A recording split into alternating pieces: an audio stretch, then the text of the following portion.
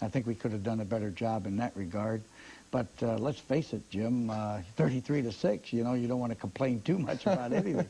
But I've never known you not to complain about something sometime sooner or later. Well, when we sit down with the team in the film, I'm sure there'll be a couple of corrections we'll make here and there. Opening the game, though, it really did look, Bo, like you were hitting on all 8 cylinders offensively. The first drive, Jim, I thought was a good one. We took the ball, went 76 yards for a touchdown here on a 3rd and 2. We pitched the ball to Jamie Morris on a sweep, and he gets out to the 40 for a first down. It's always great when you can move the first time you have the ball. This is another sweep to Morris, who crosses the midfield stripe, and now we're in Wisconsin territory. That's the most pleasing thing, when we took that ball and went right down for a touchdown. 3rd and 5 here. Jim goes for the deep pass, and they run right over Paul Yokish to intercept the ball. So we get a 15-yard penalty and a automatic first down, and that helped the drive a lot. Paul Yokish continues to be a good possession receiver for you. Right. Here on a 3rd down 10, Paul comes across the middle, and Jim hangs right in the pocket under a little heat there and gets the ball to Paul, which was very good. And the big play to get in the end zone. And the big play, once again, we fake into the line and go up over the top. Eric Caddis for the touchdown. Michigan leads 7-0 at that point. You got to feel like, hey, offensively we're all right. Maybe this is going to go our way the whole game, right? Is that what you were thinking? No. I was pleased with the first drive. You know, you have no illusions that you're going to score every time you get the ball. No. Here, Armand Trott, their fine fullback, breaks some tackles and gets some yardage, and they begin to move on us some. And we go to the 2nd quarter now. Michigan's defense still is not allowed a team in the end zone for 13 quarters. But well, that's Wisconsin's nice. Moving. Couldn't last forever. Here they roll one way and hit their flanker coming across the middle over here, Fullington, down to our 10-yard line. Once again, they go and hit the tight end this time, coming back the other way. He's all the way down to about the 4-yard line, and now they're definitely threatening, and we do sack them for a loss here, and we get them back here at around the 6. They roll to the right, and we don't get good pressure on them, which hurt. And they hit this pass right at the goal line. The official indicated that he caught the ball over the plane of the goal line. It doesn't make much difference where he comes down here as long as he's over there. See, you can see him being hit there. Most people have marked that on the 1, but he could have been in for a touchdown. We can't tell from this angle. They come back again. Now our defense is starting to play well again. We did put some pressure on him, Jim. I think that's one of the reasons we got 5 interceptions in the game. So we come back and get the football again, and Jim rolls out in the last minute, throws to Bob Perriman, the fullback, for a first down. You're hitting the backside of the backfield quite a bit against Wisconsin. Did you see that coming into the game? Yeah, we did. Here's the option play. Jamie takes the pitch, goes down inside the 15-yard line. Yes, we figured that, you know, we'd have to throw to the back some, particularly if they came after us with a lot of blitzes, and they did that. Here's a 3rd down and 11. Jim throws out here into the right, and they called interference on the Wisconsin youngster here. I'm not sure about that one, looking at it from this angle, that he really pushed, but we didn't turn it down. And here Jim rolls out, throws the ball to Gerald White in the flat for a touchdown. And again, the back out of the backfield, faking the line play and then just running him in the flat. Right. They seem to be concerned about stopping the run, and that caused that play to be open. That's exactly right. Here's a 3rd down and 8 for Wisconsin. They roll out here and throw out here in the left flat. Ivan Hicks, just before the half, intercepts this ball, gives us great field position again, leading 14-6. And again, you open up a drive going to a back out of the backfield. Right. Jim throws over the middle here to Jamie Morris. Morris gets down to about the 14-yard line. Once again, they had our other receivers covered, and we went to him. We had a penalty here. It forced a 3rd and 16 play.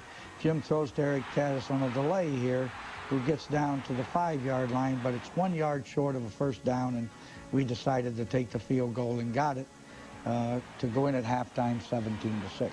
At halftime, you're at 76. At that point, with that 4th and 1, no timeouts left, did you think maybe you wanted to go for it and see if you could get into the end zone with another touchdown? If I'd have had some timeouts, I would have. Now, that's the reason, Jim, that we've wasted a lot of timeouts you know, prior to the end of the half.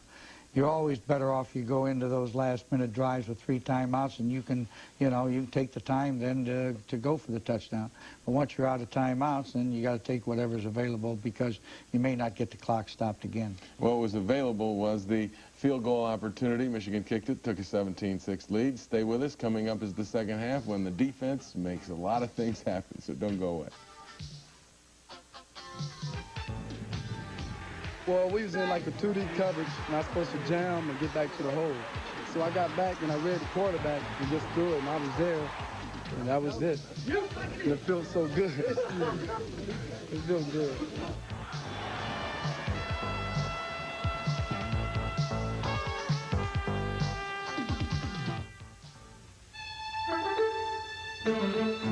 A brand new... If it does go wrong, all I pay is a small deductible. The second half opened up so strangely. Wisconsin misses a field goal after a drive, and then it's you have the ball, but it's like giveaway, takeaway with both teams. Now wondering like who wants the ball. Like we're playing with a hot potato. Yeah, a little bit like a hot potato. Yeah. It was really one of the strangest sequences I think I've seen Michigan football quite a while. Right. This is the third quarter on a 3rd and 3 here. Jim rolls out and gets Bob Perriman, who didn't have that ball securely in his arm there, and we fumbled the ball. Fortunately, Jamie came up and saved it here. Here's a bootleg play. Jim rolls out, finds Paul Yokish down there around the 25-yard line for a first down, and we're on the move here again. Jim goes back to pass here, throws over to the left to Caddis, and it's intercepted by Wisconsin. A great tackle here by Gerald White that caused the fumble. And Jim Harbaugh falls on the fumble, so we're now all we did was lose yardage. But Thomas Wilshire breaks off tackle with a hard run to get inside the 40-yard line, and we're moving again down in there. And you ran the option against this Yes, team. this here's an option play. Jim pitching the ball out to Gerald White, and White gets us a first down.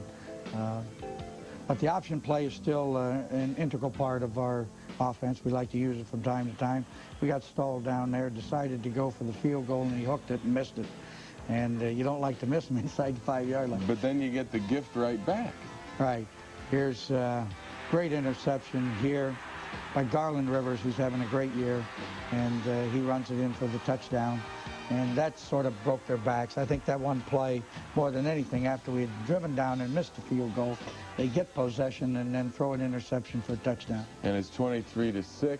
And again, they come back. The defense plays very tough. Right. They chased him out. Mesner was in there, and Scarcelli chased him right back into Mesner. We're forced to punt here in the next sequence of plays, and the ball bounces around here, and I thought we were going to overrun this thing. See, we all overran it there, and he breaks out, and we finally throw him down, and the ball squirts out, and we get possession of the ball at the 27-yard line. Garland Rivers again on the football. Right. You can imagine he'd be around there somewhere. Jim comes back, throws to Yokish over the middle again. He's a yard short of the first down here. You get the first down. We get the first down, right? Sneak. And then this first play after first down, run the reverse, and we get 11 yards on this play. John Colasar, yeah, freshman wide receiver, did a good job in running that reverse. Harbaugh rolls. I thought it was a great job by Jim. White very wisely stayed in a position where he could catch the ball until Jim would no longer be able to throw because he crossed the line of scrimmage. Then White would have become a blocker. Here's a tip ball again by Todd Schulte, intercepted by Ivan Hicks, his second interception of the game. And we got field position again. And with the second group in, Zerbrug at quarterback. Right, Zerbrug's in there quarterback now, and we have our second line in there. What most of our second line's playing, just the tackles really. This is Thomas Wilshire running hard, gets the ball down in there close. Once again, penalties set us back. We had 11 penalties in this game, Jim, which was very disturbing. Gillette kicks a field goal, and that's the final score, 33-6. A couple things about the game that I think are important. One is we had too many penalties, as I mentioned. Second thing, though, offensively, though, we controlled the football game for more than 37 minutes. We were on offense. That's one of the greatest defenses you can have. But we got that opportunity to do that because the defense got so many turnovers for us and gave the ball back to us. But that combination, I think, kept Wisconsin from any hope of getting back in the game the second half. How much difference did the change of quarterback, Mike Howard coming in instead of Bud Keys, who had played the last couple games, and Howard having the injury? Well, Howard was their starting quarterback a year ago. He's a very fine quarterback. And he played the first quarter, I think, of the opening game and then got hurt. And so as soon as he was well, I'm sure they wanted him back in there. Michigan did a good job against him. But coming up, we're going to take on Saturday. There were a lot of... You know, you have no illusions that you're going to score every time you get the ball. No. Here, Armand Trott, their fullback, fine fullback, breaks some tackles and gets some yardage, and they begin to move on us some. And we go to the second quarter now. Michigan's defense still is not allowed a team in the end zone for 13 quarters, but well, that's Wisconsin's nice. Moving. Couldn't last forever. Here they roll one way, and we took the ball, went 76 yards for a touchdown here on a 3rd and 2. We pitched the ball to Jamie Morris on a sweep, and he gets out to the 40 for a first down. It's always great when you can move the first time you have the ball. This is another sweep to Morris, who crosses the midfield stripe, and now we're in Wisconsin territory. That's the most pleasing thing. When we took that ball and went right down, I think we could have done a better job in that regard. But let's face it, Jim, 33-6, you know, you don't want to complain too much about anything. But I've never known you not to complain about something sometime sooner or later. Well, when we sit down with the team in the film, I'm sure there'll be a couple of corrections we'll make here and there.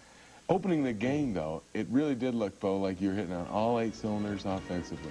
The first drive, Jim, I thought was a good one, a touchdown. 3rd and 5 here.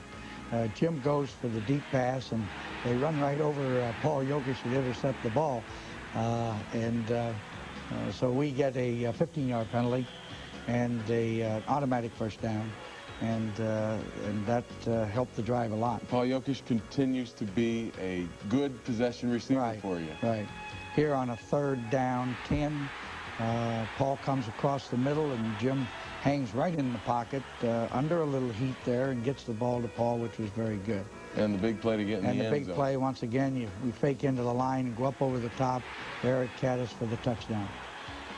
Michigan leads 7-0 at that point. You got to feel like, hey, offensively we're all right. Maybe this is going to go our way the whole game, right? Is that what you're thinking? No, I was pleased with the first drive.